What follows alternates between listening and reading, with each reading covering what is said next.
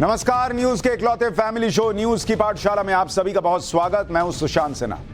ये वो पाठशाला जहां सबकी क्लास लगती है। सबसे पहले आपको बता देता हूं कि आज पाठशाला में क्या क्या है और कौन कौन सी क्लास लगेगी, किस किस की क्लास लगेगी।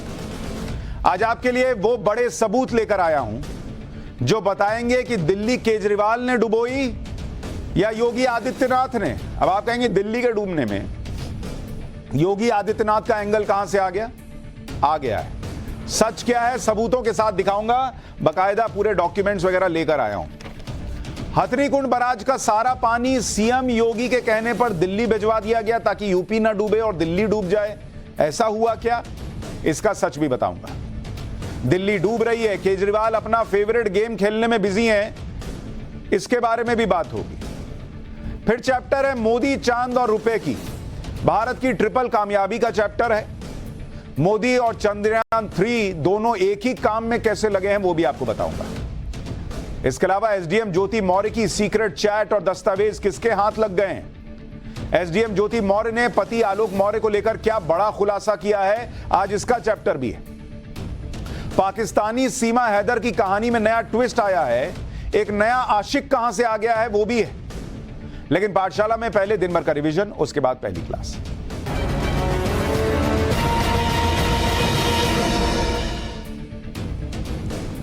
महाराष्ट्र कैबिनेट में डिप्टी सीएम अजीत पवार गुट के सभी 9 विधायकों के मंत्रालयों का बंटवारा हो गया। सबसे ज्यादा पेंच जिस वित्त मंत्रालय पर था कि फाइनेंस मिनिस्ट्री किसको मिलेगी, वो अजीत पवार के खाते में आ गया है। इसके अलावा छगन भुजबल को खाद्य आपूर्ति और दिलीप वलसे पाटिल को सहकारिता मंत्री बनाया गया है। 2 जून के अजीत पवार समेत उनके गुट के 9 विधायकों ने शपथ ली थी, लेकिन विभागों के बंटवारे को लेकर कई बार लंबी बैठकें चली, सहमति नहीं बन पा रही थी, लेकिन आखिरकार आज विभागों का बंटवारा हो गया। दिल्ली के पूर्व डिप्टी सीएम मनीष सिसोदिया की जमानत याचिका पर सुप्रीम कोर्ट ने सीबीआई और ईडी को नोटिस जारी किया है। मामले की अगली सुनवाई 28 जुलाई को होगी। हाईकोर्ट से जमानत याचिका खारिज होने के बाद सिसोदिया ने सुप्रीम कोर्ट में जमानत के लिए अर्जी दी है। मनीष सिसोदिया को दिल्ली शराब घोटाले के केस में इसी साल 26 फरवरी को गिरफ्तार किया गया था, तब से वो जेल में बंद है। बिहार में पुलिस के लाठीचार्ज में बीजेपी नेता की मौत पर आज विधानसभा में जमकर हंगामा हुआ। बीजेपी ने पार्टी नेता की मौत के विरोध में ब्लैक डे मनाया। बिहार विधानसभा में बीजेपी विधायकों ने प्रदर्शन भी किया। हंगामे के दौरान मार्शल्स ने बीजेपी विधायक संजय सिंह को विधानसभा से बाहर निकाल दिया। मुख्यमंत्री योगी आदित्यनाथ ने आज मेरठ में कांवड़ियों पर फूल बरसाए। इस दौरान दिल्ली देहरादून हाईवे बम बम भोले और हर हर महादेव के जयकारों से गूंज उठा। इससे पहले सीएम योगी ने सहारनपुर में बाढ़ प्रभावित इलाकों का हवाई सर्वेक्षण किया। यूरोपीय देश कोसोवो की संसद में जमकर हाथापाई हुई है। संसद में भाषण के दौरान विपक्षी सांसद ने प्रधानमंत्री के चेहरे पर पानी फेंक दिया। प्रधानमंत्री अपनी सीट पर खड़े होकर भाषण दे रहे थे। इसी दौरान विपक्षी सांसद उनकी सीट के पास पहुंचा और पानी फेंक दिया, जिसके बाद संसद में सत्ता पक्ष और विपक्ष के सांसदों के बीच झड़प हो गई। देखते देखते झड़प हाथापाई में बदल गई। दोनों गुटों के लोग एक दूसरे पर घूंसे बरसाने लगे। तो ये हो गया दिन भर का रिवीजन। अब पाठशाला की पहली क्लास, जिसमें आपको बताता हूं वो बड़े सबूत कौन से हैं जो आपको बताएंगे कि दिल्ली केजरीवाल ने डुबोई या मुख्यमंत्री योगी आदित्यनाथ ने। हथनीकुंड बराज का सारा पानी सीएम योगी ने दिल्ली भिजवा दिया क्या? दिल्ली डूब रही है, केजरीवाल अपना फेवरेट गेम खेलने में कैसे बिजी हैं, आज इसका चैप्टर।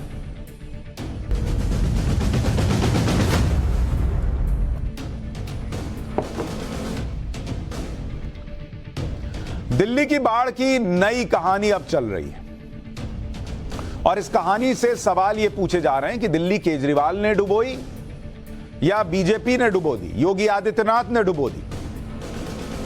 इस कहानी पर आज हम पाठशाला में बड़ी पड़ताल करने जा रहे हैं। मैं कुछ सबूत लेकर आया हूं जिसके जरिए आपको दूध का दूध पानी का पानी करके बताऊंगा कि दिल्ली में जो ये बाढ़ है, जो जनता परेशान है, जो दिल्ली डूबी हुई है, क्या ये बीजेपी और योगी आदित्यनाथ और खट्टर साहब ने मिलकर डुबवा दी या इसके पीछे केजरीवाल सरकार का बड़ा योगदान है? दिल्ली में आई बाढ़ का जिम्मेदार आखिर कौन है, आज इस पर बात करूंगा। वैसे तो राज्य जिसका होता है जिम्मेदारी उसी की होती है, लेकिन आज भी जब दिल्ली डूब रही है, केजरीवाल अपना फेवरेट गेम खेलने में जुटे हैं। अब आप कहेंगे फेवरेट गेम ऐसे समय में कौन खेल सकता है? ये वो गेम है जो केजरीवाल हर मामले में खेलते रहे। दिल्ली में प्रदूषण फैले तो हरियाणा और पंजाब जिम्मेदार, कोरोना का संकट हो तो मोदी जिम्मेदार, दिल्ली में पानी का संकट हो जाए तो हरियाणा जिम्मेदार, दिल्ली में बाढ़ आ जाए तो बीजेपी जिम्मेदार। अरविंद केजरीवाल और उनकी टीम का सबसे फेवरेट गेम है ब्लेम गेम, मतलब दूसरे पे आरोप लगा दो, अपने से झाड़ दो। अरे मैं नहीं, मैं तो ठीक हूं जी, इसने कर दिया। जब भी दिल्ली में कोई क्राइसिस आता है तो केजरीवाल और उनकी टीम इसी में लग जाते हैं कि कैसे इसका ब्लेम दूसरों पर डाल दिया जाए। अब जब दिल्ली 2 दिन से डूबी हुई है तो केजरीवाल और उनकी पूरी टीम ताकत से लगे हुए हैं दिल्ली को बाढ़ से बचाने में नहीं, बल्कि खुद को बचाने में। कैसे दूसरों को कोसकर खुद को बचाया जाए, दिल्ली में यही चल रहा है। अरविंद केजरीवाल की टीम ने आज दिल्ली की बाढ़ को बीजेपी और पीएम मोदी की साजिश बता दिया। यह कह दिया कि दिल्ली को तो बाढ़ से बर्बाद कर देने की साजिश हुई है, दिल्ली की तरफ जानबूझकर सारा पानी छोड़ दिया गया। लेकिन केजरीवाल की टीम आज बाढ़ की ये जो नई कहानी बता रही है उसमें कितना सच है कितना झूठ है, इसका टेस्ट हम पाठशाला में अभी करेंगे। क्योंकि आरोप बहुत गंभीर है भाई, कि आप कहें कि किसी ने जबरदस्ती दिल्ली को डुबाने के लिए पानी छोड़ दिया, और आरोप सीधे देश के प्रधानमंत्री पर लगाए जा रहे हैं। और जब पीएम का नाम आया तो सोशल मीडिया पर लोग यूपी के सीएम योगी आदित्यनाथ का नाम भी लेकर चले आ गए कि वो जानबूझकर दिल्ली को डुबो रहे हैं। इन सारे आरोपों का सच आज आपको सबूत के साथ बताऊंगा। लेकिन इन आरोपों के बीच दिल्ली का सच क्या है, पहले वो तो देखिए। पहले यह भी समझिए कि बातें कहीं कब जा रही हैं। जब दिल्ली अभी भी बाढ़ में डूबी हुई है, लाल किला अब भी पानी में डूबा है, आसपास के इलाके पानी में मग्न हैं, डूबे हुए हैं, लाल किले के अंदर तक पानी चला गया। लाल किले के अंदर के से पहली बार हमारे सहयोगी ने रिपोर्ट भेजी है, जिस लाल किले की प्राचीर से देश के प्रधानमंत्री भाषण देते हैं वो आज पानी पानी हो रखी है। जरा देखिए लाल किले के अंदर से क्या हाल है वहां, फिर बताऊंगा सच क्या है आरोपों का। हम लाल किले के अंदर मौजूद हैं। यहाँ से वो ग्रिल देखिए, वहाँ तक पूरा का पूरा जो एरिया है वो लाल किले का है और वो पानी अंदर आ चुका है। अगर अपने कैमरा पर्सन मृत्युंजय को बोलूँ वो तस्वीरें दिखाएं तो आप देखिए वो 10 फीट नीचे तक बताया जा रहा है, यानी पानी का लेवल बहुत ऊपर है और पानी लाल किले के अंदर आ चुका है। तमाम ऑफिशियल्स यहाँ पर मौजूद हैं। अगर मैं बाहर की तस्वीरें दिखाऊँ, राजघाट का जो पूरा एरिया है वो आपको दिखाई दे रहा होगा, वो पूरी तरीके से उसके अंदर पानी जा चुका है। पार्क कंप्लीटली डूब चुका है, लाल किले के अंदर पानी आ चुका है और कुल मिलाकर ये ऐतिहासिक इमारत है और इसको भी नुकसान पहुंचा है। अच्छा, सिर्फ लाल किले का यह हाल नहीं है। जिस राजघाट पर अरविंद केजरीवाल गाए बगाए बापू का आशीर्वाद लेने चले जाते थे, मनीष सिसोदिया जेल जाने के पहले गए थे, वो राजघाट जो है वो वाकई घाट बन गया। बाढ़ का पानी राजघाट तक पहुंच गया, जो महात्मा गांधी का समाधि स्थल है, जहां धरना देने से पहले हर बार केजरीवाल कैमरों के साथ पहुंच जाते थे। आज वहां पर पानी पहुंच गया तो अब केजरीवाल वहां नहीं है। जहां केजरीवाल हर बार पहुंचते थे वहां आज केजरीवाल नहीं है, पानी पानी है बस। वहां का हाल भी देखिए एक बार। दिल्ली दरिया बन चुकी है और यहाँ पर लोग परेशान हैं। शीश महल में बैठे जो लोग हैं उनको ढूंढ रही है कि आखिर सरकार जब वोट मांगने के लिए आई थी तो जब यहाँ की जनता परेशान है तो आखिर नेता कहाँ है। खुद को आम जनता का नेता बताने वाले मुख्यमंत्री अरविंद केजरीवाल आखिर कहाँ हैं जब यहाँ की जनता परेशान है। ये तस्वीर दरअसल राजघाट की है। राजघाट यानी कि सबसे मुख्य इलाका राजधानी दिल्ली का। आपने देखा मेरे कमर से ऊपर तक पानी था, अगर मैं आगे जाती तो हो सकता है मैं डूब भी सकती थी। ये एक इलाके की तस्वीर है, राजधानी का आईटीओ, पुरानी दिल्ली का इलाका, लाल किले के आसपास का इलाका, ये तमाम वो इलाके हैं जो पूरी तरह से जलमग्न हैं। निचली बस्तियों में लोग अपना घर छोड़ने को मजबूर हैं क्योंकि वो परेशान हैं, आखिर वो जाएं तो जाएं कहां। राजघाट ही नहीं, आईटीओ तक पानी भर गया। लाल किला, राजघाट, आईटीओ, ये दिल्ली के वो जगह हैं जिनसे दिल्ली की पहचान है, जिनके नाम दिल्ली नहीं दिल्ली के बाहर से आने वाले लोग भी आसानी से याद रखते हैं। किसी से पूछिए तो उसको दिल्ली में लाल किला तो पता है ही, राजघाट पता होता है, आईटीओ, अच्छा आईटीओ गए थे, अच्छा ये पता होता है। ये सब डूब गए भाई। जब दिल्ली इस तरह की बाढ़ में डूबी है तो दिल्ली को इस क्राइसिस से बचाने की जगह क्राइसिस में खुद को बचाने की कहानियां गढ़ी जा रही। वैसे तो बाढ़ पर राजनीति करना इस देश में नया नहीं है, लेकिन इस लेवल की राजनीति शायद पहली बार देखी जा रही होगी कि कोई सरकार किसी दूसरी सरकार और केंद्र पर यह आरोप लगा दे कि जानबूझकर बाढ़ में उसके राज्य को डुबाया जा रहा है, जानबूझकर। जबकि ये वही लोग हैं जो 4 दिन पहले तक कह रहे थे कि बाढ़ जैसी आपदा पर कोई राजनीति नहीं होनी चाहिए। आपको याद होगा कि जब दिल्ली में बाढ़ का खतरा बताया जा रहा था, तब केजरीवाल ने कहा था कि यह मौका एक दूसरे पर उंगली उठाने का नहीं है, यह मौका राजनीति करने का नहीं है। आज केजरीवाल की पार्टी कह रही है कि दिल्ली में बाढ़ तो बीजेपी प्रायोजित है, दिल्ली को बाढ़ से बर्बाद करने की साजिश हुई है। सुनिए सोमवार को अरविंद केजरीवाल ने क्या कहा था और आज केजरीवाल के साथी संजय सिंह क्या कह रहे हैं। ये एक ऐसा मौका है जिसमें हम सबको मिलके एक दूसरे की मदद करनी है। ये मौका फिंगर पॉइंटिंग का नहीं है कि इसने ऐसे क्यों नहीं किया, उसने ऐसे क्यों नहीं किया।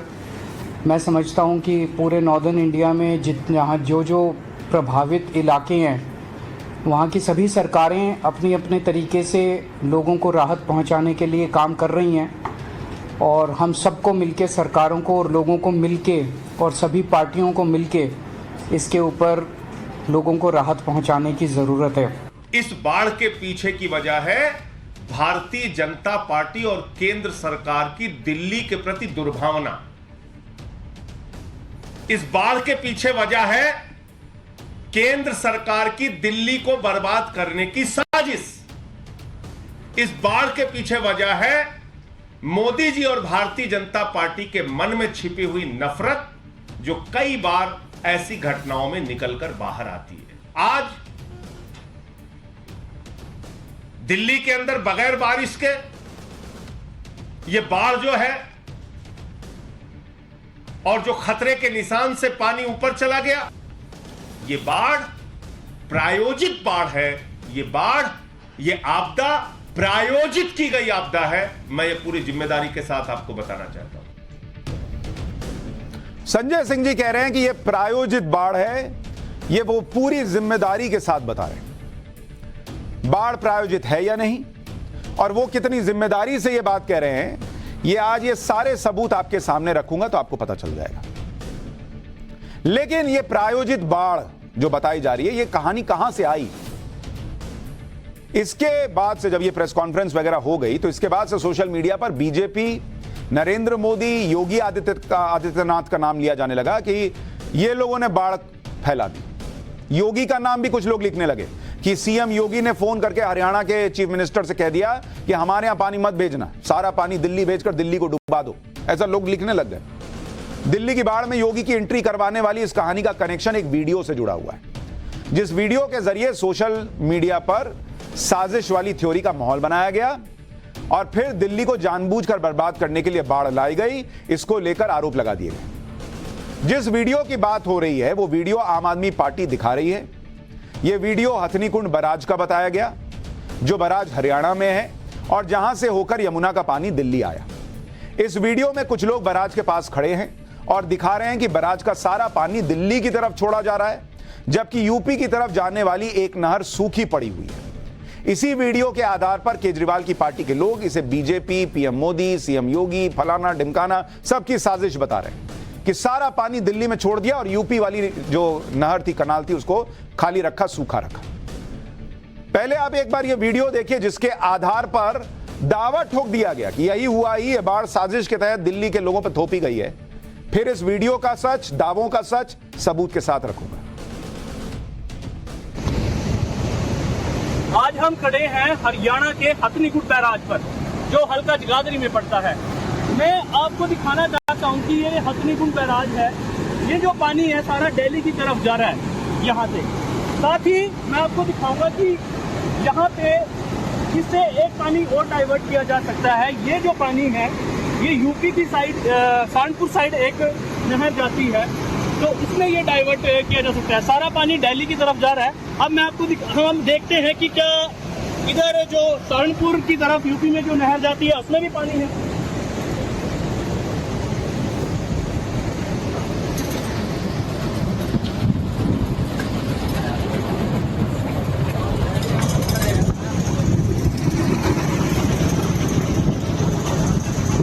और ये देखिए, ये सहारनपुर यूपी को ये नहर जाती है, साथ में जो हमने आपको दिखाया था। 14 जुलाई फ्राइडे के दिन मैं यहाँ खड़ा हूँ सुबह। अब आप देखिए ये नहर बिल्कुल ही सूखी है। जब हमने लोगों से पता किया तो वो कह रहे हैं कि अमूमन इस नहर में पानी चलता है, पर पता नहीं 2-3 फ्लड की वजह से सारा पानी दिल्ली की तरफ डाइवर्ट किया गया है, कोई भी पानी यूपी की साइड नहीं छोड़ा गया। अब ये वीडियो सोशल मीडिया पर आया, बाढ़ जैसा संकट है, लोग हाहाकार कर रहे हैं, ऐसे में जिम्मेदारी के साथ पहले जांच तो कर लेनी चाहिए थी केजरीवाल के लोगों को। हमने की, हमको मिल गई चीजें जो अभी मैं आपको दिखाऊंगा, लेकिन एक वीडियो जो कहा जा रहा किसी ने बनाकर डाला, उसके आधार पर घोषित कर दिया गया कि भाई मोदी जी और योगी जी और खट्टर जी और इसने और उसने दिल्ली के लोगों को डुबा दिया। कल तक जिन लोगों को बराज और डैम का फर्क तक नहीं पता था, वो लोग अब ये बता रहे हैं कि बराज में कौन सी नहर कहां निकल रही है और कहां कितना पानी छोड़ा जाना चाहिए। कल तक केजरीवाल जी को यह भी नहीं पता था कि हमको तो पता ही नहीं था कि बराज में पानी नहीं रुक सकता है, वो तो हमको केंद्रीय मंत्री फोन करके बताए, गजेंद्र शेखावत। अब इनको सब पता है, इनके मंत्रियों को, कि इधर से पानी नहीं जा रहा है, उधर से नहीं जा रहा है। हमने हथनीकुंड बराज के बारे में आपको पहले भी बताया था। अब आपको मैं फैक्ट्स और सच बताना शुरू करता हूं। इस वीडियो का सच क्या है? क्या वाकई हथनीकुंड बराज का पानी जो है वो दिल्ली की तरफ धकेल दिया गया और यूपी की तरफ नहीं भेजा गया? अब ये अगर आप देखेंगे, एक मिनट, हां, अगर आप ये देखेंगे, इस तरह के गेट्स बने हुए हैं। ये है हथनीकुंड बराज, ठीक है। इसी बराज का वीडियो अभी आप देख रहे थे जो दिखाया जा रहा था। तो क्या है, इधर से पानी आता है, ऊपर से पानी आ रहा है और ये गेट्स हैं, गेट है, ये गेट है, ये गेट्स खुले हुए हैं, तो यहां से पानी आता है। अब इसमें दो कनाल है, एक है वेस्टर्न कनाल, वेस्टर्न कनाल जिसका पानी हरियाणा प्लस दिल्ली तक भी आउटर की तरफ पहुंचता है। दूसरा है ईस्टर्न कनाल, ये और पतली है, ईस्टर्न कनाल, ठीक है। इसका पानी कहां जाता है? यूपी की तरफ। इसका पानी वेस्टर्न कनाल का किधर जाता है? हरियाणा प्लस दिल्ली के कुछ आउटर इलाके की तरफ जाता है। और यहां से अगर आप देखेंगे, ये यमुना नदी जा रही है, यमुना नदी, और यहां ऊपर से भी यमुना नदी आ रही है, यमुना नदी का पानी आ रहा है। अब यहां पे ये गेट लगे हुए हैं, यही गेट खुलते हैं तो ये पानी जो है वो यमुना नदी से होता हुआ यहां दिल्ली तक पहुंचता है, ठीक है। अब सारी कहानी ये कही जा रही है कि इसको ईस्टर्न गेट जो था, ईस्टर्न कनाल, यहां पानी नहीं छोड़े और सारा पानी यमुना नदी में छोड़ दिया और दिल्ली जो है वो डुबा दी गई। यही कहानी बता रहा था ना वीडियो वाला कि भाई ये खाली पड़ा हुआ है, यहां सूखा है और ये सारा पानी दिल्ली भेज दिया, मोदी जी, योगी जी, फलाना ढिमकाना सबने भेज दिया। अब मैं आपको बताता हूं सच्चाई क्या है कि ये जो आप कनाल देख रहे हैं, इसकी एक कैपेसिटी है, पतला सा कनाल है। एक काम कीजिए ना, एक जरा सैटेलाइट फोटो दिखाएगा तो इनको जरा समझ में आएगा दर्शकों को। एक बार सैटेलाइट फोटो में आप जरा देखिए कि ये दोनों कनाल दिखते कैसे। ये आप देखिए हथनीकुंड बराज दिख रहा है और उसके बगल में जो आप दो पतली पतली नहरों जैसा देख रहे हैं, वो एक ईस्टर्न कनाल है और एक वेस्टर्न कनाल है। इसी में पानी आ रहा है। जो बीच वाला हिस्सा देख रहे हैं वो मोटा हिस्सा, ये देखिए, ये हथनीकुंड बराज है। मोटा वाला जो हिस्सा आप देख रहे हैं वो हरियाणा की तरफ जा रहा है और एक यूपी की तरफ जाने के लिए वो पतली सी कनाल है जिसको अभी वीडियो में दिखाया जा रहा था, ठीक है। अब कहानी सुनिए कि सच्चाई क्या है, कि ये सूखा हुआ था, नहीं था, सूखा था तो क्यों था। इस कनाल की कैपेसिटी है 5000 क्यूसेक पानी की, इतना ही पानी इसमें जा सकता है, पतला सा है। और ये जो हरियाणा की तरफ जाने वाला है वेस्टर्न कनाल, इसकी कैपेसिटी है 18000 क्यूसेक पानी, ठीक है। दिल्ली तक जो मैक्सिमम पानी आया वो कितना आया? 3.65 लाख क्यूसेक पानी आया, 3.65 लाख क्यूसेक। अब बॉस, पहली बात तो ये है कि अगर ये 5000 क्यूसेक और 18000 क्यूसेक को भी अगर आप जोड़ देंगे तो ये टोटल बनता है 23000 क्यूसेक। अगर इन दोनों नहरों में भी पानी छोड़ा जा रहा होता, अभी बताऊंगा क्यों नहीं छोड़ा जा रहा था और सबूत दिखाऊंगा, लेकिन अगर इन दोनों नहरों में भी पानी छोड़ देते तो भी मैक्सिमम 18000 इधर जाता, 5000 क्यूसेक पानी इधर जाता, 23000 क्यूसेक पानी इधर उधर डाइवर्ट होता। दिल्ली तक कितना पहुंच रहा था? 3.5 लाख। अब 3.5 लाख क्यूसेक पानी में से अगर 23,000 क्यूसेक पानी निकाल भी लीजिएगा तो क्या दिल्ली में बाढ़ नहीं आएगी? दिल्ली में बाढ़ सिर्फ 23,000 क्यूसेक पानी की वजह से आई है। तो पहला तो मैथ्स का ही लॉजिक इन लोगों का फेल है, एकदम खत्म मामला। लेकिन अब मैं आपको बताता हूं कि इसमें पानी क्यों नहीं था। जो वीडियो बनाया उसने ठीक बनाया, वीडियो में पानी नहीं दिख रहा, वो पानी नहीं था, लेकिन उसकी वजह है। होता क्या है कि अगर मैं आपको दिखाऊं, एक लिमिट तय की गई है, 1 लाख क्यूसेक पानी, इसको कहते हैं थ्रेशोल्ड। जैसे ही 1 लाख क्यूसेक से ज्यादा पानी यहां से ऊपर से आना शुरू होगा, ये दोनों गेट ऑटोमेटिक बंद हो जाएंगे, वेस्टर्न गेट भी और ईस्टर्न गेट भी, ये दोनों ऑटोमेटिक बंद हो जाएंगे। दोनों में स्काडा लगा हुआ है। स्काडा एक तकनीक को कहते हैं जो ऑटोमेटिक काम करता है। जैसे ही इधर से 1 लाख क्यूसेक से ज्यादा पानी आएगा, ये दोनों गेट ऑटोमेटिक इसलिए बंद हो जाएंगे क्योंकि सेंट्रल वाटर कमीशन की रिपोर्ट के मुताबिक जब ज्यादा पानी आता है तो उसमें दिक्कत यह होती है कि जो मलबा है नदी के साथ, जो सिल्ट होता है, मिट्टी बाकी चीजें, वो ज्यादा आती है। और अगर उतना पानी यहां पर आने दिया जाएगा तो ये चूंकि पतली कनालें हैं दोनों, इनमें जो है वो पूरा सिल्ट और मिट्टी भर जाएगा और ये जाम हो जाएंगी। इसलिए नियम तय किया गया कि 1 लाख क्यूसेक से ज्यादा पानी आएगा तो दोनों गेट ऑटोमेटिक बंद और सारा पानी यमुना नदी में छोड़ दिया जाएगा और ये होता हुआ चला जाएगा कहां? बे ऑफ बंगाल में। इसी से होते होते बीच रास्ते में दिल्ली पड़ती है। और जब ये यमुना से पानी आता है तो हरियाणा के 11 जिले भी पड़ते हैं जिससे ये पानी होके गुजरता है। तो उन हरियाणा के 11 जिलों में भी पानी भरा हुआ है। तो अगर किसी ने साजिश के तहत भी छोड़ दिया होता तो उसने हरियाणा को भी डुबाने का प्लान बनाया था कि हरियाणा को भी डुबा दो यार, इसके 11 जिले डूबते डूबते, लेकिन केजरीवाल को डुबा दो, खत्म कर दो। ऐसा सोचा होगा क्या? या यमुना नदी ऐसे पैर पानी अपना कपड़ा उठा के जो है वो पैर बचाते बचाते सीधा दिल्ली में आके गिर गई। अरे लॉजिक तो लगाइए। जो हुआ नियम के मुताबिक हुआ। 1 लाख क्यूसेक से पानी ऊपर गया, ये दोनों बंद कर दिया गया, इसलिए सुबह तक ये नहरें सूखी दिख रही थी। और ये नहरें पानी डाइवर्ट क्यों किया जाता है? ये सिंचाई के लिए किया जाता है, ये नहीं है कि पानी कम करने के लिए किया जाता है। तो गणित के हिसाब से, नियम के हिसाब से अरविंद केजरीवाल के नेता भ्रम भी फैला रहे हैं और झूठ भी बोल रहे हैं। अब सवाल यह कि क्या अरविंद केजरीवाल को यह पता था या नहीं, इस पर आऊंगा। उससे पहले जो मैं ये कह रहा हूं कि 1 लाख क्यूसेक से ज्यादा पानी होता है तो इन गेट्स को, वेस्टर्न कैनाल और ईस्टर्न कैनाल को बंद कर दिया जाता है, इसका सबूत आपको दिखाता हूं, बाकायदा सबूत दिखाता हूं। मेरे पास ये डॉक्यूमेंट्स मौजूद हैं। इस बराज पर ऑटोमेटिक सिस्टम तो लगा है ही, साथ ही मैं आपको दिखाता हूं। आइए इधर, ये देखिए, यहां पर अगर आप देखेंगे, यहां पर रजिस्टर है जिसमें डेटा एंट्री होती है। ये मेरी उंगली दिखाइए और पास से दिखाइए, इतना छोटा छोटा लिखा है, लोगों को थोड़ा ही दिखेगा।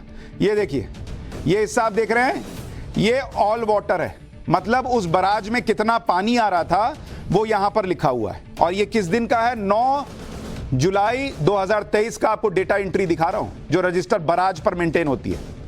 ये WC लिखा हुआ है, ये वेस्टर्न कनाल का है। और ये देखिए यहां EC लिखा हुआ है, ये ईस्टर्न कनाल का डेटा एंट्री है।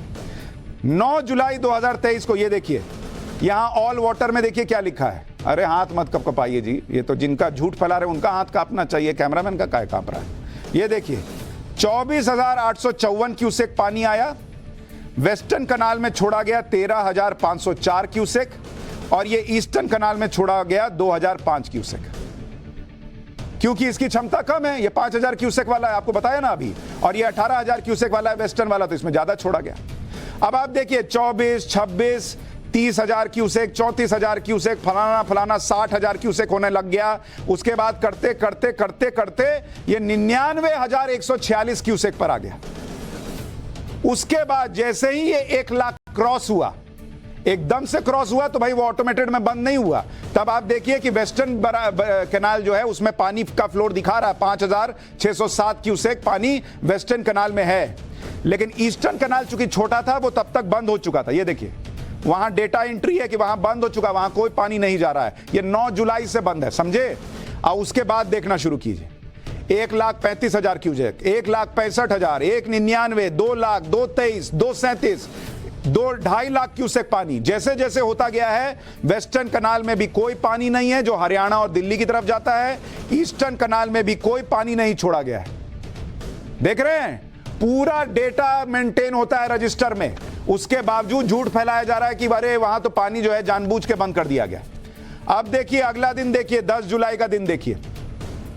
10 जुलाई को ये 2.5 लाख से लेकर 2,22,000, 2.5 लाख, 15,000, ऐसे 2 लाख के ऊपर ही है, 3 लाख तक भी गया है। ये देखिए पूरा वेस्टर्न कनाल का डेटा खाली पड़ा हुआ है। वेस्टर्न कनाल बंद क्योंकि नियम है बंद करना है, ईस्टर्न कनाल बंद क्योंकि नियम है बंद करना है, क्योंकि 2 लाख से ऊपर डेटा है। और देखिए अगले दिन का 11 जुलाई का देखिए, 11 जुलाई जब तक सारा पानी जो है 2 लाख, 2 लाख, 2.5 लाख, 3,59,000, 3,02,000 इतना चल रहा है। फिर वेस्टर्न कनाल पूरा बंद रहा, ईस्टर्न कनाल पूरा बंद रहा, क्योंकि ये नियम है कि ये दोनों गेट बंद रखना है और ऑटोमेटिक बंद हो जाता है। उसके बाद देखिए 12 जुलाई सेम हाल, पूरे दिन बंद क्योंकि वो पूरा डेटा 1 लाख से ऊपर है। अब देखिए आपको दिखाता हूं 13 जुलाई का, 13 जुलाई यानी कल शाम को, आपको याद है ना अरविंद केजरीवाल जी कह रहे थे कि पानी आना कम हुआ है। देखिए 13 जुलाई को जैसे ही 88,389 पर 329 पे पहुंचा, वेस्टर्न कनाल खुल गया। देख रहे हैं एंट्री 6,005, 11,005, 6,568, 16,000, ये कल से खुल चुका है वेस्टर्न कनाल, क्योंकि 1 लाख से नीचे चल रहा है डेटा। ईस्टर्न कनाल को कल भी बंद रखा गया क्योंकि ईस्टर्न कनाल उससे बहुत छोटा है, वो बर्दाश्त अभी भी नहीं कर पाएगा। लेकिन आज की डेट में उस ईस्टर्न कनाल को भी खोल दिया गया। हम आपको उस बराज में जो लाइव मॉनिटर लगा हुआ है, जरा वो दिखाइए, लाइव मॉनिटर का डेटा दिखाइए। ये देखिए लाइव मॉनिटर का डेटा, इसको जरा यहां डालिए, जरा दर्शकों को दिखाता हूं मैं।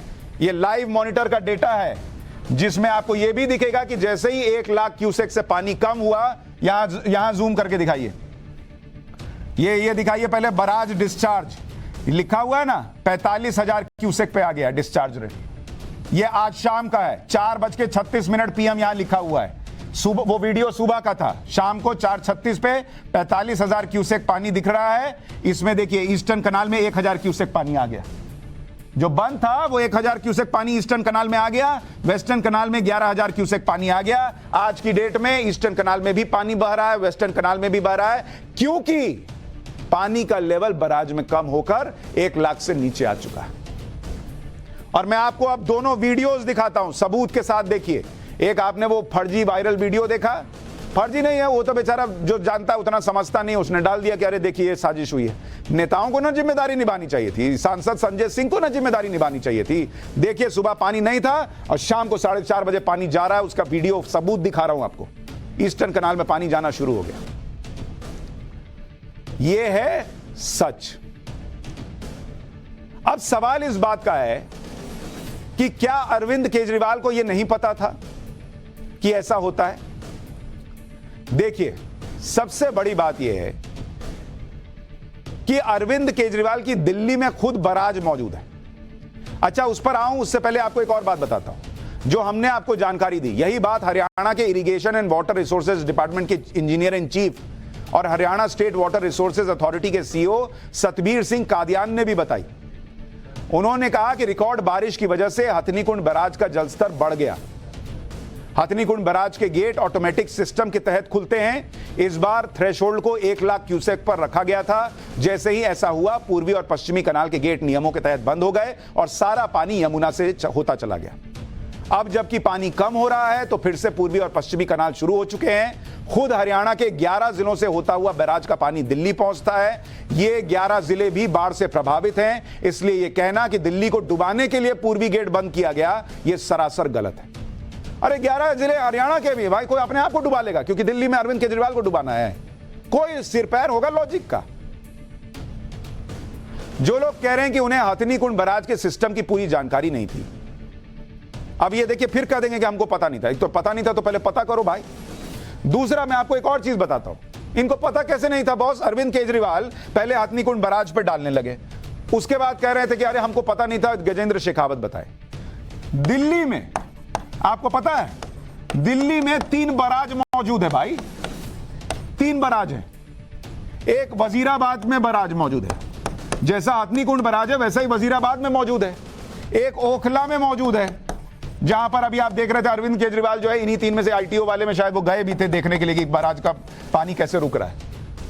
दिल्ली में 3 बराज मौजूद है बॉस, 3 बराज मौजूद है। और आपको अरविंद केजरीवाल को पता नहीं था कि बराज में पानी रुक नहीं सकता है, जो उनके लोगों ने और उन्होंने कहना शुरू कर दिया था कि हरियाणा से पानी छोड़ दिया, हमको डुबा दिया, पहले कह ना रहे थे, उसके बाद कह कि समझ में आया। आपके यहां 3 बराज आपको पता नहीं है?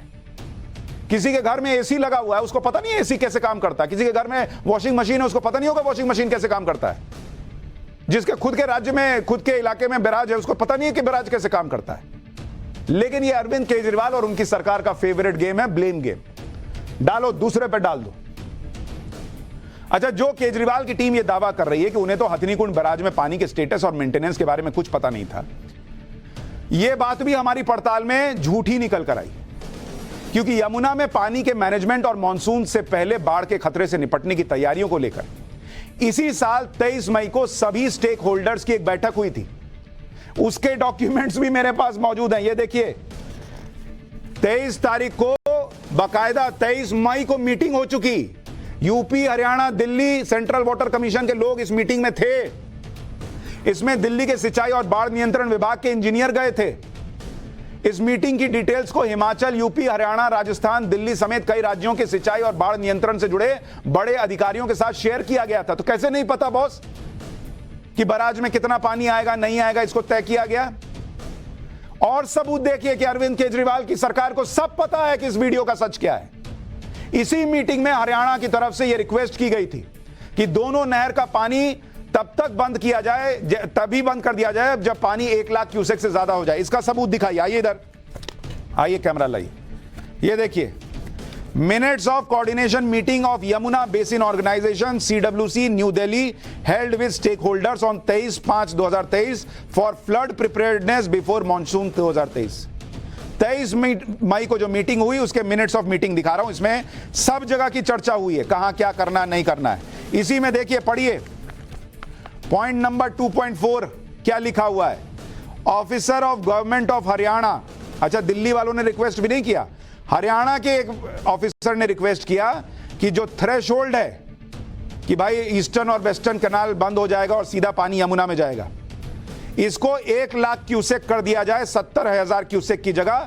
Hathnikund barrage requested for increasing threshold value to 1 lakh cusack from 70,000 cusack for Hatnikund barrage. It was conveyed that a written letter may be submitted to CWC. अब जब मीटिंग में अरविंद केजरीवाल की सरकार के लोग थे, दिल्ली के लोग थे, उनको नहीं पता कि ये 1 लाख बढ़ाकर किया जा रहा है। थ्रेशोल्ड क्या होता है और क्यों बढ़ाया गया? इसलिए कि ज्यादा पानी आएगा और एकदम से आप 70,000 पे छोड़ दीजिएगा तो हरियाणा, दिल्ली दोनों बर्बाद होगा। तो कहा कि 1 लाख तक कम से कम खोले रहिए दोनों कनाल को। तो अगर डुबाना चाहते तो दिल्ली को बचाने के लिए कहते हैं कि 1 लाख तक मत छोड़िए सारा पानी। यहां तो और फिर एक्सपोज हो गए। और देखिए, अभी तो करता जा रहा हूं एक्सपोज, सुनते जाइए। इतना ही नहीं, बाकायदा एक और चिट्ठी देखिए, ये दिखाइए। 1 जून को चिट्ठी है। 1 जून को chief engineer Yamuna basin organisation CWC को चिट्ठी भेजी गई कि सारे स्टेक होल्डर से बात करने के बाद यह तय कर लिया गया है कि हथनीकुंड बराज का पानी जो है इंक्रीज किया, उसका थ्रेशोल्ड इंक्रीज करके 1 लाख क्यूसेक कर दिया जाएगा 70,000 क्यूसेक की जगह। ये 1 जून को बाकायदा चिट्ठी जा चुकी है सेंट्रल वाटर कमीशन को कि सारे स्टेक होल्डर के साथ बात करने के बाद यह निर्णय हुआ है कि हथनीकुंड बराज का थ्रेशोल्ड बढ़ा दिया जाएगा। थ्रेशोल्ड मतलब कितना पानी होगा तो यमुना में छोड़ देंगे, बाकी जगह बंद कर देंगे। अब बताइए, सब पता होने के बावजूद ऐसे वक्त में अगर कोई ये फैलाए कि भाई जानबूझ के लोगों को बाढ़ में, दिल्ली के लोगों को बाढ़ में साजिश के तहत डुबा दिया गया है, ये तो जख्मों पे नमक छिड़कने जैसा है जी। एक तो लोग कह रहे हैं खाना नहीं मिल रहा, पानी नहीं मिल रहा, लोग कह रहे हैं हमारी मदद नहीं की, और दूसरा एक तरफ आपके लोग कह रहे हैं कि अरे तुमको जबरदस्ती डुबा दिया, वो भी इस तरह का झूठ। इतना ही नहीं, सुनिए, इसी मीटिंग में जिसके कागजात दिखा रहा हूं, इसी मीटिंग में यह डिसाइड हुआ कि एक व्हाट्सएप ग्रुप बनाया जाएगा जिसमें सभी संबंधित राज्यों के प्रतिनिधि या अधिकारी रहेंगे, जो समय समय पर ग्रुप को अपडेट करते रहेंगे कि किस जगह पर कितना पानी बढ़ा, कितना पानी छोड़ा गया। ऐसा कोई ग्रुप है या नहीं, इसका भी सबूत आपको दिखा रहा हूं। यह उस व्हाट्सएप ग्रुप का स्क्रीनशॉट है जिस ग्रुप का नाम है HKB गॉज डेटा 2022-23। यानी मीटिंग में तो हुआ ही, उसके पिछले साल से हथनी कुंड बराज का जो गॉज डेटा है उसके लिए एक बकायदा व्हाट्सएप ग्रुप बना हुआ है और इस ग्रुप में सारे स्टेक होल्डर्स मौजूद हैं। कहा जाता है 30 लोग जुड़े हुए हैं। अगर सारे स्टेक होल्डर्स मौजूद हैं तो क्या दिल्ली में पता नहीं होगा कि हथनी कुंड बराज का पानी कितना बढ़ गया, कितना पानी आ रहा है? फिर भी ऐसे वक्त में ऐसी पॉलिटिक्स। एक बात यह भी है कि हथनी कुंड बराज से जो पानी दिल्ली की तरफ आता है वो सिर्फ दिल्ली में नहीं आता। हथनी कुंड बराज का पानी करीब करीब, जिस हथनी कुंड बराज की बात कर रहा हूं, हथनी कुंड बराज का पानी आपको क्या लगता है यहां से उड़ता है सीधा और सीधा यहां दिल्ली आके यहीं पे गिरता है? बोलता है नहीं नहीं, हम बीच में किसी को नहीं डुबाएंगे। इसमें बीच में हरियाणा प्लस यूपी के 12 जिले आते हैं बॉस, 12 जिले। वो 12 जिले, हरियाणा और यूपी के 12 जिले डुबा दिए। 200 किलोमीटर का इलाका है बॉस, 200 किलोमीटर तक पानी बहता है। वो पानी कहता है नहीं नहीं, हम आपको नहीं डुबाएंगे जी, हम तो दिल्ली में, हमको बोला गया, मोदी जी ने, योगी जी ने, खट्टर जी ने कहा है दिल्ली के लोगों को डुबाना, हम बीच में 12 जिलों को नहीं डुबाएंगे। ऐसा बोल के आता है क्या पानी? इतने सेंसिटिव वक्त में ऐसी पॉलिटिक्स, सिर्फ इसलिए क्योंकि आप पे आरोप लग रहे हैं कि आपने लोगों की ढंग से मदद नहीं की। अरे सर झुका के काम ना करते बॉस, छोड़ देते, एकदम लग जाते पब्लिक के साथ काम में, पब्लिक सब भूल जाती थी। लेकिन यहां अलग ही ब्लेम गेम चल रहा है। हरियाणा के सीएम ने यही बात केजरीवाल के जवाब में कही। एक बार मनोहर लाल खट्टर को सुनिए। जब जवाब नहीं होता तो उनको सपने में भी हरियाणा याद आ जाता है। तो मानो प्रदूषण है तो हरियाणा याद आता है, पानी है तो हरियाणा याद आ जाता है, कोई और बात होती है तो हरियाणा याद आ जाता है। इसलिए कम से कम इन चीज़ों पर राजनीति न करें, इतना ही मेरा कहना है। क्योंकि पानी जो है हथनी कुंड बैराज तो एक सिंपल बैराज है, वो डैम नहीं है। तो बैराज में तो एक थोड़ी सी कैपेसिटी होती है अपना पानी रेगुलेट करने की। तो पानी रेगुलेट होता है, 1 लाख क्यूसेक से पानी ज़्यादा आते ही नेचुरली पानी वो बह करके जिधर उसको रास्ता मिलता हुआ जाता है, जिसके कारण से हमारे अपने ज़िले वो भी प्रभावित हुए हैं, जिसमें यमुना जिला प्रभावित हुआ, करनाल प्रभावित हुआ, पानीपत प्रभावित हुआ, सोनीपत प्रभावित हुआ। अब दिल्ली में प्रभाव है, पानी जैसे आगे बढ़ेगा उससे फरीदाबाद और पलवल हमारे अपने भी 6-7 जिले प्रभावित होते हैं। इसलिए ये कहना गलत है कि कहाँ से पानी छूटा और कहाँ पानी गया। एक वीडियो के आधार पर आज केजरीवाल सरकार और आम आदमी पार्टी ने पूरा माहौल बना दिया कि बाढ़ की पूरी जिम्मेदारी बीजेपी, मोदी, योगी इनकी बनती है। लेकिन यह सब बाढ़ पर जवाबदेही से बचने की इनकी नई रणनीति ही लग रही है। क्योंकि आप ये देखिए कि केजरीवाल पर लगातार सवाल उठ रहे हैं कि पहले बताया कि बाढ़ का खतरा कम है, फिर जब बाढ़ आ गई तो केजरीवाल खुद को बेबस दिखाने लगे। बाढ़ आ जाने पर पहले दिन से ही केजरीवाल ग्राउंड जीरो पर नहीं उतरे, जब सवाल उठे तो दूसरे दिन ग्राउंड जीरो पर गए। बाढ़ से निपटने और लोगों को राहत पहुंचने में किस तरह का काम होना चाहिए उस तरह का काम नहीं हुआ तो लोग गुस्से में दिखने लगे। पिछले 2 दिन से लगातार दिल्ली के अलग अलग इलाकों में तकलीफें झेल रहे लोगों की प्रतिक्रियाएं हमने आपको पाठशाला में दिखाई हैं, नवभारत पर दिन भर दिखा रहे हैं। लेकिन लोग आज भी तकलीफ झेल रहे हैं, लोग आज भी गुस्सा हैं। तो ये कहानियां सुनाने की बजाय लोगों की मदद करना जरूरी है। सर सुनिए दिल्ली की जनता आज क्या बोली है। सरकार कुछ नहीं कह रही, घर खाली कर दो बस। बस केजरीवाल जी कह रहे हैं घर खाली करो। कल का न्यूज़ देखो, वीडियो उनका, घर खाली करें तो दिल्ली खाली कर दें। तो इसी दिन के लिए वोट दिया था आप लोगों ने? बस पूछो मत, आम आदमी पार्टी है, झील बना रहे ना आम केजरीवाल जी, झील है। तो वोट और चला दे सरकार, ज्यादा बेटर, कम से कम माल तो ले जाएगा, कुछ काम तो कर लेगा दिल्ली में। गुस्सा है आप लोगों?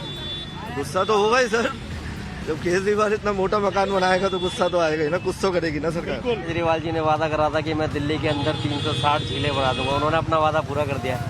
तो अब तो जो हो रहा है वो दुनिया सही रही है। देखिए कैसे भाव लग रहे हैं पानी के, आप देख सकते हैं। ना आदमी, ना खाने का, ना कमाने का आदमी बेरोजगार ज़्यादा होगा इससे इसकी स्थिति और गंभीर होगी अगर पानी का लेवल कम नहीं हुआ।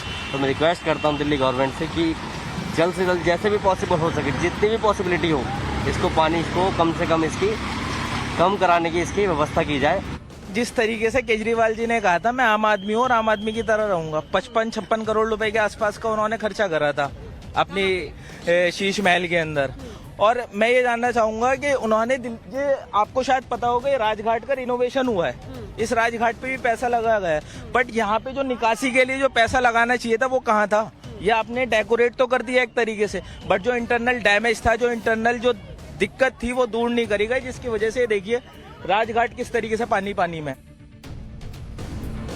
पब्लिक सवाल पूछ रही है कि अगर शीश महल बनाने के लिए पैसा था, कोरोना के संकट काल में भी पूरा फोकस था कि कैसे शीश महल चमक जाए, तो दिल्ली को चमकाने में भी तो फोकस होना चाहिए था। दिल्ली की हालत इसलिए नहीं है कि हथनीकुंड बराज से पानी आ गया, इससे ज्यादा पानी दिल्ली में एक दिन में आ चुका है। हथनीकुंड बराज से 8-8 लाख क्यूसेक पानी आ चुका है, अभी तो 3.5 लाख आया है, लेकिन इतनी दिल्ली कभी नहीं डूबी। जब यमुना के फ्लड प्लेन में आप कचरा लाकर डाल दीजिएगा, कंस्ट्रक्शन का मलबा डलेगा, एनजीटी कह रही है मत डालो, फिर भी डलता रहेगा, सफाई नहीं होगी, तो जब पानी आएगा ना तो यही होगा। फिर इसको खोजिए कि किस पे डालूं, उस पे डालूं। जितना सीरियसनेस शीश महल बनाने को लेकर थी, उतना दिल्ली को साफ करने को लेकर सीरियस होते तो आज यह हालत नहीं होती। अरविंद केजरीवाल ने दिल्ली की बाढ़ के लिए ब्लेम गेम खेलना शुरू कर दिया है।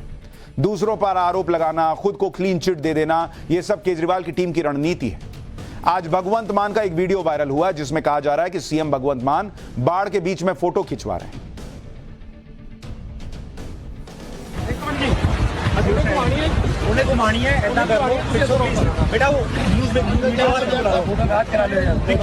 प्लीज सारे साइड हो जाओ, साइड हो जाओ।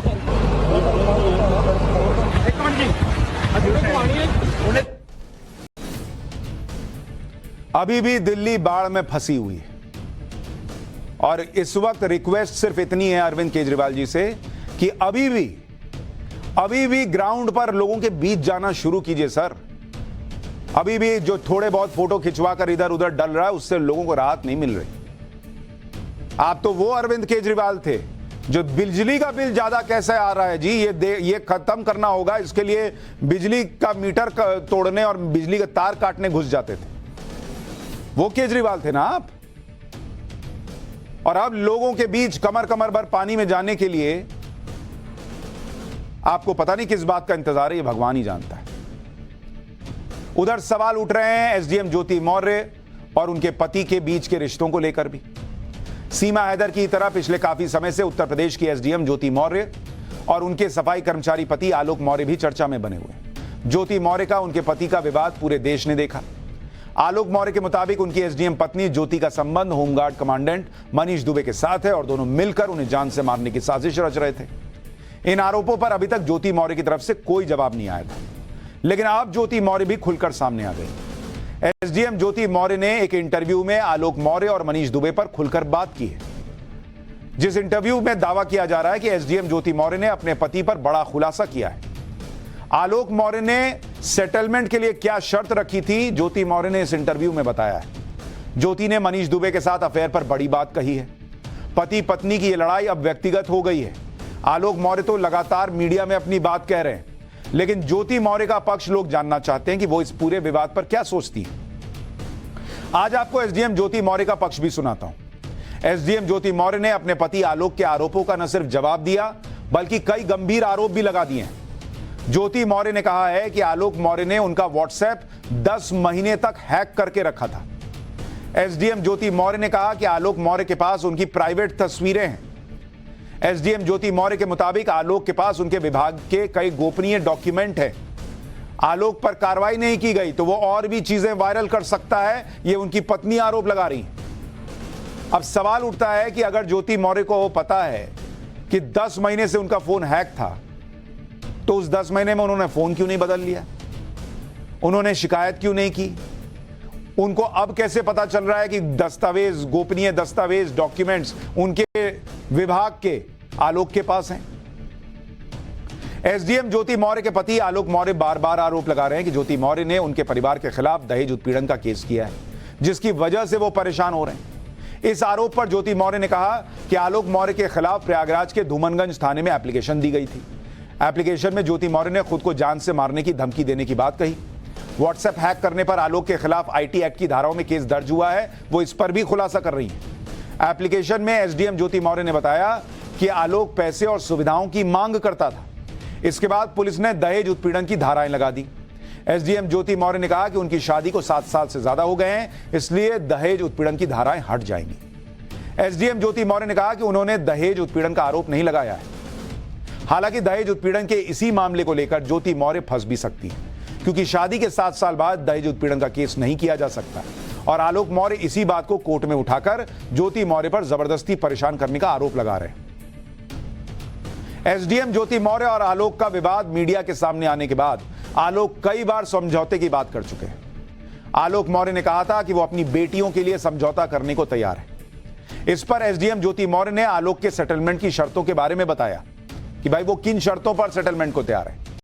एसडीएम ज्योति मौर्य के मुताबिक सेटलमेंट के लिए आलोक 50 लाख रुपए मांग रहे हैं, ये वो दावा कर रही है। इसके अलावा प्रयागराज के झलवा इलाके का घर और फॉर्च्यूनर गाड़ी भी आलोक ने मांगी है, ये एसडीएम ज्योति मौर्य का दावा है। आलोक का परिवार भी सुविधाओं की डिमांड कर रहा है। आलोक मौर्य के सेटलमेंट प्रस्ताव को एसडीएम ज्योति मौर्य ने नहीं माना और आलोक से अलग होने के लिए डिवोर्स केस कर दिया, जिसकी पहली तारीख 11 जुलाई को थी, लेकिन खुद ज्योति मौर्य कोर्ट में नहीं पहुंच पाई थी। आलोक मौर्य का यह आरोप भी है कि एसडीएम बनने के बाद ज्योति को उनके सफाई कर्मी होने से दिक्कत होने लगी थी, इसीलिए ज्योति उनको छोड़ना चाहती है। इस पर एसडीएम ज्योति मौर्य ने अपना पक्ष रखा। एसडीएम ज्योति मौर्य ने कहा कि आलोक के सफाई कर्मी होने से उन्हें कोई परेशानी नहीं। आलोक और उनके परिवार के लगातार पैसों की डिमांड से वो परेशान है। शादी के समय आलोक के घर वालों ने कहा था कि आलोक ग्राम पंचायत अधिकारी है। एसडीएम ज्योति दावा कर रही है कि उनके परिवार को पता ही नहीं था कि आलोक सफाई कर्मचारी है। आलोक बार बार खुद को सफाई कर्मी बताकर इमोशनल कार्ड खेल रहे हैं, ये ज्योति मौर्य दावा कर रही है। एसडीएम ज्योति मौर्य ने होमगार्ड कमांडेंट मनीष दुबे के साथ अफेयर के आरोप पर भी जवाब दिया। उन्होंने कहा कि मनीष के बारे में कोई सफाई नहीं देनी है। अगर कोई किसी के साथ जिंदगी में आगे बढ़ना चाहता है तो इसमें क्या बुराई है। मनीष का आर्य समाज मंदिर में शादी के एक मामला है जो जल्दी खत्म हो जाएगा। मनीष का नाम लेकर आलोक बार बार खुद को पीड़ित की तरह दिखा रहा है। यानी ज्योति मौर्य पूरे तरह से इस मामले में आलोक को जिम्मेदार बता रही हैं और उनके हिसाब से आलोक विक्टिम कार्ड खेल रहे हैं और सेटलमेंट के लिए बड़ी रकम की मांग कर रहे हैं। अब सच क्या है, आलोक अपना पक्ष रखेंगे तब पता चलेगा। पाठशाला में अब भारत की ट्रिपल कामयाबी का चैप्टर, जिसमें पीएम मोदी, चांद और रुपए की कामयाबी के बारे में बताऊंगा। आज पूरी दुनिया में कैसे भारत की चर्चा है।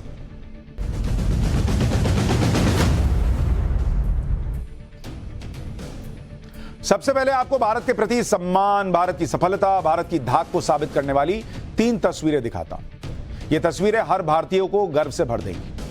पहली तस्वीर दुनिया में भारत और भारत के प्रधानमंत्री नरेंद्र मोदी के प्रति बढ़ते सम्मान की तस्वीर है। प्रधानमंत्री नरेंद्र मोदी को फ्रांस के सबसे बड़े सम्मान Grand Cross of the Legion of Honour से सम्मानित किया गया है। प्रधानमंत्री मोदी भारत के पहले प्रधानमंत्री हैं जिन्हें फ्रांस ने सबसे बड़ा सम्मान दिया है। दूसरी तस्वीर चांद पर जाने वाले चंद्रयान मिशन 3 की है, जो आज लॉन्च हो गया। भारत का यह मिशन चांद पर जिंदगी की नई संभावनाओं की तलाश करेगा। तीसरी तस्वीर में आज पीएम मोदी ने फ्रांस में रुपए की ऑफिशियल शुरुआत करवा दी। अब फ्रांस में भारत के पर्यटक यूपीआई में पेमेंट कर सकते हैं, यानी यहां वाला यूपीआई अब फ्रांस में भी चलेगा। भारत के लिए आज बहुत बड़ा दिन है और तीनों बड़ी खबरें हैं। पीएम मोदी ने फ्रांस में सम्मान पाकर पूरे हिंदुस्तान का मान बढ़ाया और दूसरी तरफ भारत का मून मिशन चंद्रयान 3 आज लॉन्च हो गया, जिसकी चर्चा भारत के अलावा पूरी दुनिया में। पूरे 4 साल तक दिन रात की मेहनत के बाद हमारे स्पेस वैज्ञानिकों ने चंद्रयान 3 तैयार किया, जिसे आज श्रीहरिकोटा के स्पेस स्टेशन से लॉन्च किया गया। अब आपको पता ही कि अभी चंद्रयान 3 कहां तक पहुंचा है, पता है आपको? यह अभी पृथ्वी से 100 किलोमीटर की ऊंचाई पर ऑर्बिट में घूम रहा है, मतलब पृथ्वी के चारों तरफ घूम रहा है और इसे चांद तक पहुंचने में करीब 42 दिन लगेंगे। इस हिसाब से यह 23-24 अगस्त को चांद के साउथ पोल यानी दक्षिण ध्रुव पर लैंड कर लेगा। चांद पर अब तक कोई भी देश दक्षिण ध्रुव पर लैंड नहीं कर पाया है। भारत ऐसा करने वाला पहला देश होगा, क्योंकि इससे पहले अमेरिका, चीन और रूस नॉर्थ पोल यानी उत्तरी ध्रुव पर लैंड कर पाए हैं चांद पर। इस समय चंद्रयान करीब 16,000 किलोमीटर प्रति घंटे की रफ्तार से चांद की तरफ उड़ रहा है। चांद की तरफ उड़ रहा है और 36,000 किलोमीटर प्रति घंटे की स्पीड तक यह जाएगा। लेकिन कमाल की बात यह है कि जब चंद्रयान 3 साउथ पोल पर लैंड करेगा तब इसकी स्पीड मात्र 10 किलोमीटर प्रति घंटे की होगी। इसे सॉफ्ट लैंडिंग कहते हैं, मतलब धीरे से जाके लैंड कर गए। पिछले बार धप से गिर गया था तो सब खत्म हो गया था। सॉफ्ट लैंडिंग होनी है। पिछली बार 2019 में लैंडिंग के समय चंद्रयान 2 चांद से 2 किलोमीटर की ऊंचाई पर नष्ट हो गया था। तब चंद्रयान को 7 किलोमीटर प्रति घंटे की स्पीड से लैंड करना था, लेकिन विक्रम लैंडर के सॉफ्टवेयर में ग्लिच आने की वजह से चंद्रयान 2 से संपर्क टूट गया और मिशन फेल हो गया। लेकिन इस चंद्रयान 3 में सारी कमियां दूर कर ली गई हैं और इस बार पूरी उम्मीद है कि चंद्रयान 3 चांद पर लैंड कर जाएगा। अब आपके मन में भी सवाल हो रहा होगा कि जब चंद्रयान करीब 36,000 किलोमीटर प्रति घंटे की स्पीड से उड़ सकता है, 3,84,000 किलोमीटर दूरी तय करके चांद की यात्रा करने में करीब 10 दिन लगने चाहिए थे, तो यह 42 दिन का टाइम क्यों लग रहा है? इतना समय क्यों लग रहा है? इसके लिए आपको चांद का रूट समझना होगा। जैसे अगर आप ये देखेंगे, जो अभी आप तस्वीर देख रहे थे कि चंद्रयान, ये है पृथ्वी मान लीजिए, और ये है चांद, ठीक है, और ये चंद्रयान है। मेरी राइटिंग के हिसाब से ये चंद्रयान निकला। अब पहले क्या करेगा ये चंद्रयान जो है, ये ऐसा नहीं कि यहां से निकला और सीधा गया चांद पे, हेलो चांद में आ गया, ऐसा नहीं। वो क्या करेगा कि अभी जब यहां से निकला है तो पृथ्वी की कक्षा में ऐसे अंडाकार आकार में घूमना शुरू करेगा, ऐसे ऐसे ऐसे ऐसे ऐसे करके घूमेगा और 22 दिन तक चक्कर लगाएगा। 22 दिन। क्योंकि अगर आप सोच रहे हैं कि डायरेक्ट यहां से निकला और सीधा चांद पे गया, भैया उतना फ्यूल भी लगता है, उतना फ्यूल लेके कहां जाएगा वो? तो पहले वो पृथ्वी की कक्षा के साथ जो है वो ऐसे बहता हुआ, इस तरह से चलता हुआ, अपनी ऊर्जा ईंधन बचाता हुआ चांद के करीब पहुंचेगा। फिर इसको चांद की कक्षा में पहुंचने में 7 दिन लगेंगे और वहां से घूमता घूमता चांद के करीब आएगा। और ये जो साउथ पोल है, साउथ पोल, जिस पर अभी तक दुनिया का कोई देश लैंड नहीं हुआ है, वहां पर 7 दिन चक्कर लगाने के बाद चांद की कक्षा में चांद की कक्षा में 14 दिन तक चक्कर लगाएगा, तब जाकर करीब 42 दिन के बाद इधर जो है वो चांद की सतह पर लैंड करेगा। तो ये चंद्रयान की कहानी थी। अब बस ये उम्मीद है कि जिस दिन लैंडिंग होनी है उस दिन अच्छे से हो जाए और भारत इतिहास लिखे। हम एक छोटा सा ब्रेक ले रहे हैं, जल्द लौट रहे हैं।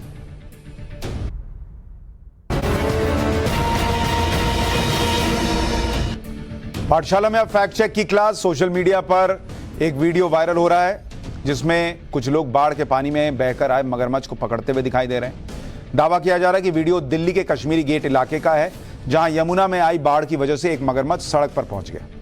दावा यह भी किया जा रहा है कि मगरमच्छ के दिखने की जानकारी मिलने पर एनडीआरएफ की टीम पहुंची और मगरमच्छ को रेस्क्यू करने में जुट गई। इस दौरान मगरमच्छ को काबू करने के लिए कई जवान उसकी पीठ पर बैठ गए। हमें सोशल मीडिया पर जो ये वायरल होता वीडियो दिखा, हमने उसकी सच्चाई का पता लगाने के लिए फैक्ट चेक किया। हमारी रिसर्च में पता चला कि यह वीडियो दिल्ली में इस साल आई बाढ़ का है ही नहीं, बल्कि साल 2019 में अगस्त के महीने में गुजरात के वडोदरा में आई बाढ़ का है, जिसे बाढ़ में डूबी दिल्ली का वीडियो बताकर वायरल किया जा रहा है। तो मगरमच्छ तो आया था, लेकिन गुजरात के वडोदरा में आया था और इस साल का नहीं है, ये 2019 का वीडियो है।